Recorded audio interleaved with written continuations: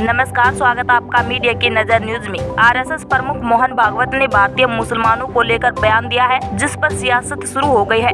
दरअसल मोहन भागवत ने कहा कि मुसलमानों के लिए भारत में डरने की कोई बात नहीं है, लेकिन उन्हें व्हाट्सएप का अपना दावा छोड़ देना चाहिए। भागवत के इस बयान पर AIMIM प्रमुख असदुद्दीन ओवैसी ने पलटवार किया है। देखिए रिपोर्ट। आरएसएस का जो ओथ है, उनका जो मेंबर को ओथ लेना पड़ता, क्या वो संविधान के बराबर है? संविधान के मुताबिक नहीं है। वो कॉन्स्टिट्यूशनल इक्वालिटी को आरएसएस कभी नहीं मानती, ना कभी मानेगी। यकीनन आरएसएस जानती है कि देखिए बीजेपी कुछ नहीं है, आरएसएस है। वो इस तरह का स्टेटमेंट दे रहे हैं कि मुसलमानों को अपना रिलीजन फॉलो करना तो उनसे पूछना पड़ेगा, कैसे फॉलो करें, कंडीशन लगा रहे हैं।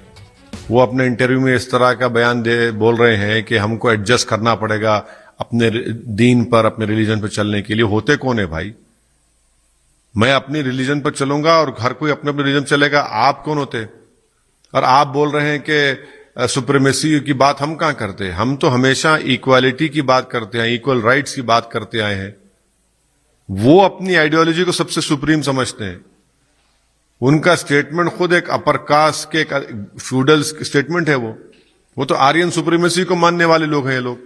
नहीं डर, आप सिर्फ उतनी बात कर रहे, आप पूरी बात करिए ना। उन्होंने क्या कहा कि सुप्रीमेसी नहीं दिखाना चाहिए, और फिर वो कह रहे हैं कि 1000 साल की जंग, वॉर चलिए हिंदू लोग करे हैं, और कभी कभी वो जंग की वजह से इस तरह के स्टेटमेंट दिए जाते हैं। भाई 8 साल से तो आपका स्वयंसेवक प्राइम मिनिस्टर है ना, 300 MP आपके हैं, तो जंग खत्म क्यों नहीं हो रही? और संविधान जब बन गया 1950 में, हमने संविधान दे दिया देश को, तो जंग कैसा चेक करते आप?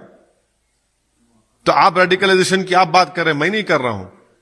कौन सी जंग की बात कर रहे हैं आप? और बोलते हैं कि इस देश को एक्सटर्नल थ्रेट नहीं है। एक्सटर्नल थ्रेट नहीं है तो फिर चीन नहीं बैठा हुआ है डेप्सांग डेमचॉक में। इंटरनल थ्रेट कौन है? ये स्टेटमेंट मोहन भागवत साहब का वो रिटीरेट कर रहे हैं जो गोलवालकर ने बंच ऑफ थॉट्स में और वी आर नेशन डिफाइंड में कहा था कि इस देश के लिए अंदरूनी खतरा मुसलमान और क्रिश्चियनिटी। वही उस बकवास को वो दोहरा रहे हैं। आरएसएस का जो ओथ है, उनका जो मेंबर को ओथ लेना पड़ता, क्या वो संविधान के बराबर है? संविधान के मुताबिक नहीं है। वो ओथ में ये ओथ लेते हैं कि हम एक धर्म और एक आइडियोलॉजी के लिए ही काम करेंगे, प्रमोशन के लिए।